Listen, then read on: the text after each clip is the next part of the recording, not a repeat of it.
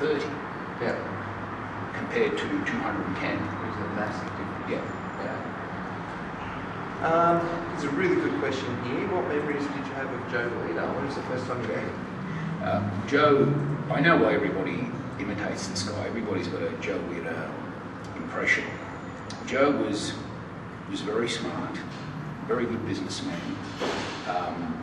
very father-like, you know, and he even, you know, I was a kid literally when I got to know him. I was 23, and you know the respect that he had, you know, the way he questioned me, he wanted to find out about my background, what were the bodybuilding magazines that I enjoyed reading the most. You could tell it was important to him to know that. And this was during a photo shoot, and I don't know if you, well, no, you would have never have seen Joe when he gets frustrated with a photo shoot. He's asking people to do things in front of the camera, and if you forget the females that were there, he forgot their names. He was calling them different names. They obviously were used to it. There was one photo shoot with Artie Zeller, and he's telling Artie, take that, that's the one. And Artie's going, Joe, I still haven't taken the lens cap off. And he goes, I don't care, take it anyway. So, you know, it was like a combination of stress. I don't know if he was trying to be funny, but I had to actually walk away and hide somewhere because I was laughing my head off, you know, watching all of this. And then I got in front of the camera, and, you know, my stomach was probably a little bit bloated from pigging out, and he had a hell of a time trying to get me to suck my stomach in, and, you know, it just became very, very comical. But we got some good shots. JC Cornwell's got a good question for you. Basically, he wants to know that if you're repairing reasonably quickly, would it be advantage to train each body part more than once a week, particularly weaker body parts? Secondly, how much should your muscles hurt post-workout and how long? He's finding at the moment that in some muscle groups, he's actually sore for up to 4 or 5 days, and in others, he's hardly sore at all. That kind of makes sense to me because if I do legs, if I have a hard leg workout, and if my legs are sore, like, there's not much I can do for the days that they're sore. So, you know, my legs obviously don't recover as quickly as other parts of my body, and this guy's got the same problem. So then he's asking, should you train him more than once a week? I would tend to say yes, because if you can go back into the gym and do a lighter workout and get blood into the area and stretch it and release all the lactic acid, the muscle's going to recover quicker. But if you go in and beat it up again, it may not. So there's a method that I've always used, which I've actually learned from weightlifters, and that is to use percentages of your best in particular workouts that create recovery. So when I go back to my 100% day, I'm going to be performing better than what I did last time, because not every workout was 100%. We go something like 80%, 70, 85, 90, 95, 100, and then back to 80, 70, right? So it was like this. I always cycled my intensity. Yeah. And that's when I made my best gains. Just cycling through those percentages. Okay, Luke Henschel has a question. Thinking outside the box, what exercises work best for quad growth? And you know, you'll probably be pretty good at this when you have crazy quads. And your training patterns for legs over a period of, say, a month. Could you please include sets, reps, and weight ranges? For me, just before you got to tell them your squat story. Which one? The one where you did, I think it was 575 pounds. 585 pounds for 18 reps. That was done at the Natural Physique Centre in New York with my training partner, Brett Morgan. And it was just a crazy day. You know, I don't even know why I did it. But, you know, it was something that I needed to do at the time, possibly to prove it to myself. Did it help my legs grow? No. Did it make me feel good? Yeah, kind of. Did it impress everybody in the gym? Hell yeah. You know, my leg training is pretty much, when I got my most growth, was always centered around the squats. I was a squatter. I don't think squats are the best exercise for everyone. Some people actually make better gains from hack squats, or hack squat machine. So that's a very short answer. I could give you a detailed leg workout, but pretty much it was squats. Yeah, and obviously you're doing the leg extensions, so yeah, when I first started training, I didn't have access to those. Yeah. It was just a squat bar. And that was it. That And was how, it. how many sets would you do? I squatted for 5 minutes. What about moving more towards that when you? You know, when I started doing traditional training, Yeah. sets and reps, that's when my gains Slow down. slowed down. That's interesting. Okay, our next question is, you competed on the same night as Arnold Schwarzenegger in the 1980 Olympia. Knowing that Arnold is your idol, what was it like meeting him for the first time face to face? It was absolutely fantastic because I was training at Paul Graham's gym. They're friends, and Arnold was brought out by Paul Graham. Paul Graham ran the 1980 Yeah, Olympic. He brought the Olympia to Australia. So for me, the day before the contest, I went to the St George Police Boys Club, which is where I used to train, to use their sauna. When I came out of that sauna, I saw my conditioning and I said, if anybody beats me tomorrow, they're going to have to be really good. Yeah. Number one. Then I got home and my training partner called me and he said, Arnold's competing, he's just announced it. And I said, that's it, that's all I needed. Yeah. Oh wow, this is incredible. It blew my mind. I said, I just had this feeling that I was going to win. And I did. So he won the Mr. Olympia, I won the best in Australia. And backstage, after the Mr. Olympia, Arnold was talking to a guy by the name of Helmut Cernik, who was also Austrian. And I'm not trying to be rude, but these two guys were arguing, yelling in Austrian, and it sounded like one of Hitler's speeches. You've seen it. Yeah. And I went up and I asked for his autograph. He took the piece of paper and he continued arguing with Helmut. In German, yeah. Yeah, in Austrian or German, whatever you want to call it. So I thought, look, just make yourself busy because this guy's going to be arguing for a while. So I started pretending that I was searching through my bag and I was on the floor and all of a sudden he scribbled his name on it, turned around and goes, who's this guy? And I was on the floor and I stood up and I said, thank you, Arnold, and got his autograph, and that was the first time I met him. Yeah. Then later I competed in his contest in Columbus, Ohio, and he's interviewed me, and that DVD that I've asked you to reproduce has actually got the interview between me and Arnold.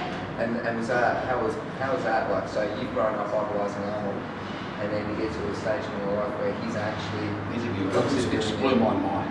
Yeah. It was mind-blowing for me.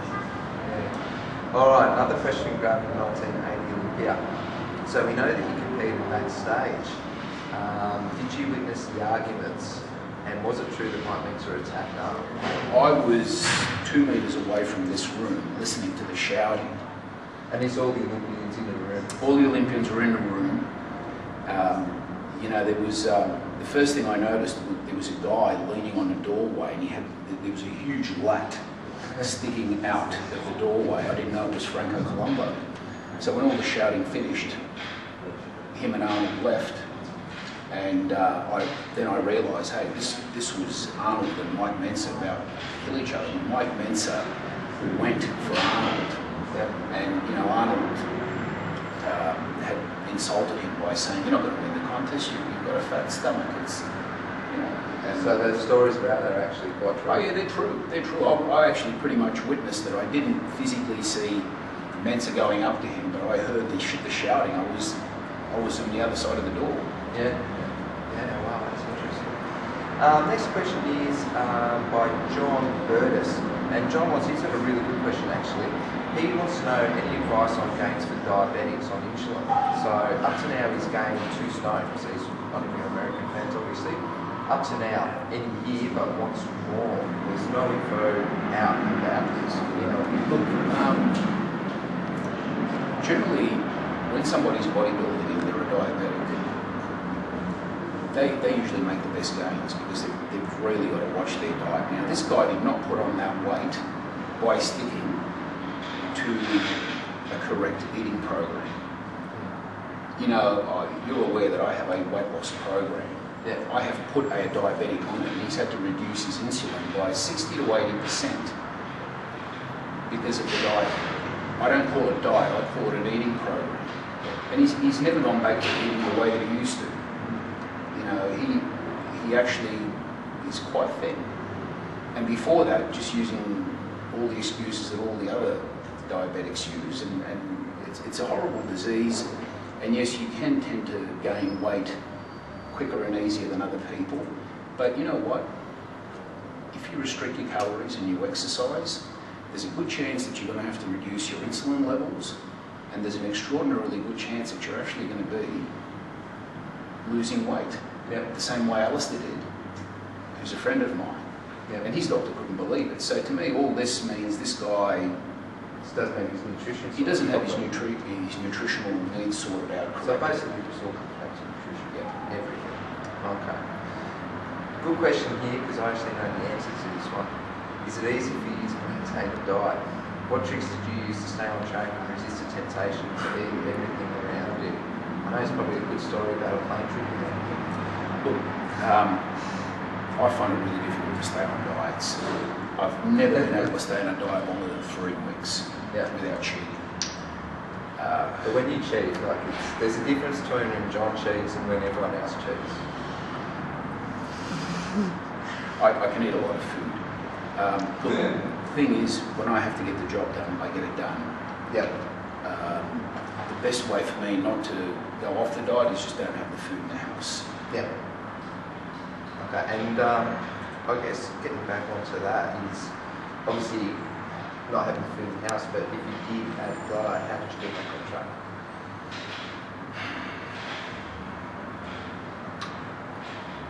Generally, you would have to dig deep and realise that you shouldn't be doing this.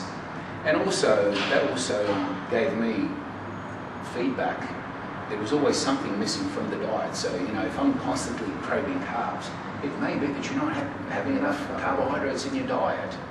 Did you have any big blowouts prior to a competition? Or you just probably the one where I got the low blood sugar levels landing in Singapore, and you know, I had my carving up cake in the plane, and as the plane was landing, my head started spinning, and I actually undid the seat belts, reached in for my carb cake and potato bread that I had with me for the universe. So this is the 94 universe? No, this is the 1982 one. This was when I won the amateur division. And I pretty much had half of the carving up food several days before the contest on the plane. Having said that, when I reached the destination, I actually was in better condition than when I got on the plane. So, you know, go figure that one out. For me, it was just probably, I was dieting too strictly, and that food frenzy probably just sped up my metabolism, got rid of the low blood sugar, and when I got off the plane, I actually couldn't believe how good I looked. I didn't look that good when I got on the plane. And you have to maintain that through the universe, and I maintained it. I maintained it for the rest of the time, you know, just before the contest, and then I adjusted my water intake, just ate correctly, and actually won the title. All right. Another question we have here is, at what point, John, did you know that you were good enough to compete at the pro level, and when was that?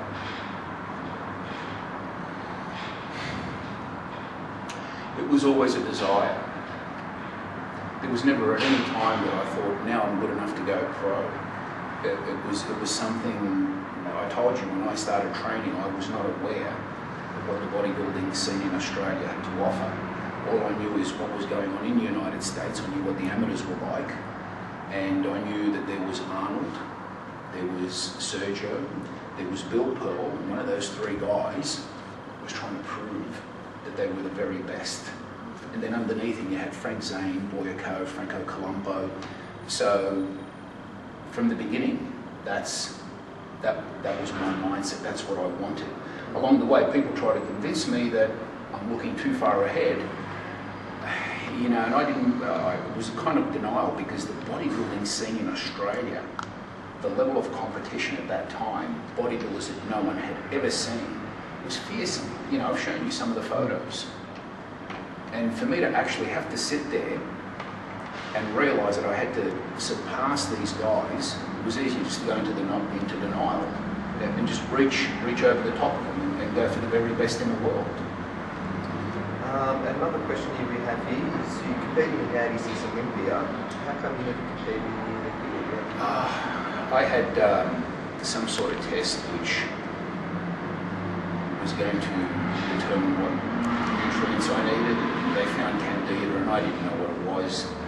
And it was pretty much an excuse just to pull out of the 1987 Olympia. And then from there my life kind of went sideways and I never got back on the Olympia stage. Did you ever have a wish to go back there during the program? I was pretty upset when I got there the first time. Yeah. And I don't think I was judged correctly.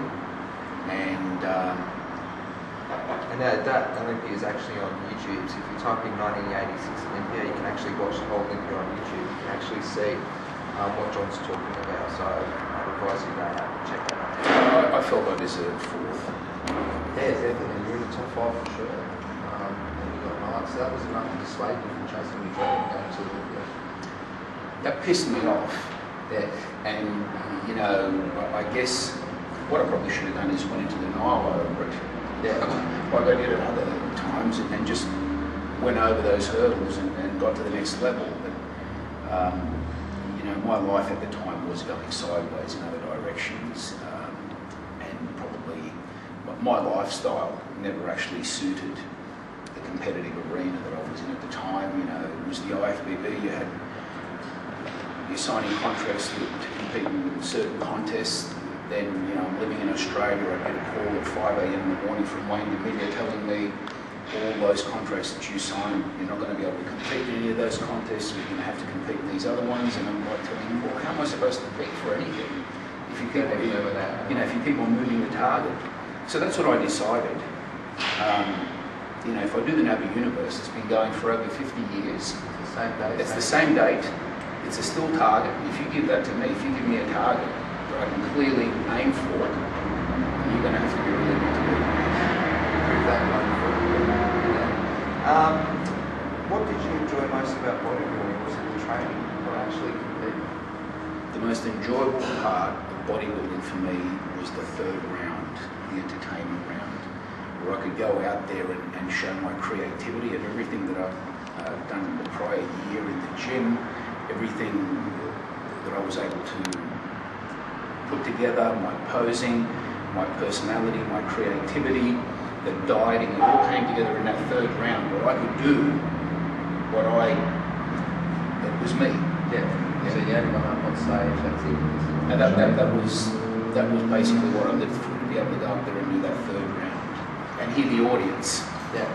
And really, who did you look up to in posing? Because posing was probably some of the best out there on stage. You've been, people have put you in the same field as people like Ed Corney, Calway, you know, Bob Harris, some of these great posers. So who did you look at when you were coming up? Well, there was an Australian bodybuilder that was doing, his name's Greg Dwyer, he's a friend of mine, and the person that showed him the posing routine was Glenn Shermer. When I actually did that posing routine at the New York Night of Champions, Chris Dickerson, who actually gave me first in that contest, said, John, don't do it again. It went straight over the head. It was too much. It was way ahead of its time. Having said that, I've copied a lot of poses from Frank Zane, the women such as Rachel, Carla Dunlap, and I've never spoken to Kay Green about this, but if you actually have a look at his posing, you can tell this guy's copying what Carla Dunlap did in the 80s. You know, it's evident to me.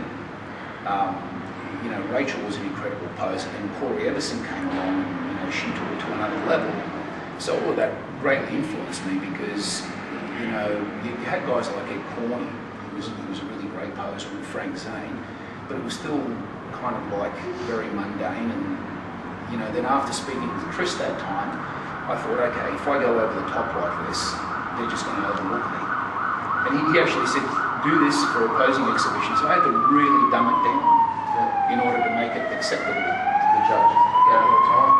Yeah. And it used to be the last question for this side of the interview. We're going to do a part 2 to this because we've got so many questions. But the last question is, who would you say was the best bodybuilder that you ever saw on stage? Considering that you competed for over 20 years, you've competed both the IFBB and NABA, pretty much gone up against every big name that there is. Who would you say was the most dangerous? The one bodybuilder that intimidated me the most was an Australian bodybuilder by the name of Ivan Terilli. Ivan Terilli. Yeah. Why was that? Besides, considering you went up against Lee Haney. Yeah, Lee Haney was not as intimidating as Ivan. You know, when I was against Lee Haney, you know, you were comparing apples with apples. When I went against Ivan, this guy had a level of conditioning and had certain body parts that, you know, I pretty much lost the contest backstage. Yeah, there was enough that psychological factor. Well, he didn't need to do much. All he did was pumped up, let me see what he looked like, and it was over. All right, John, we're going to have to wrap it up there. So thank you very much for your time. We're going to do another one of these soon, simply because of some of the questions we've got so much feedback on this one. So a few things to look out for on Terilli TV. First, obviously some information about John's supplement range, some new supplements will be coming out. Secondly, this new course that John's going to be putting together, which is going to be strapped for PTs, but basically anyone that's basically going to teach you that stuff that John's been talking about this whole time. So years and years of knowledge that John's gained, he's going to put into a program which, you know, you're going to be able to absorb within a few months. So that's going to be exciting to look out for too. John's also going to be training some of Australia's young upcoming bodybuilders in his Broadway gym as well. So they're going to be absolutely fantastic segments. And you can actually watch those, and you can actually watch a lot of these training techniques and methods that John's been talking about here, stuff that you've never seen before, it'll blow your mind off. If you saw it in the gym, you'd think it was crazy, you wouldn't touch it. But John's going to be able to explain it to you and show you exactly how it works. So stay tuned, keep watching Terilli TV, and keep on the Broadway Gym Facebook page and John Terilli Facebook page for all the updates and new information that's coming out. Thank you, Stuart.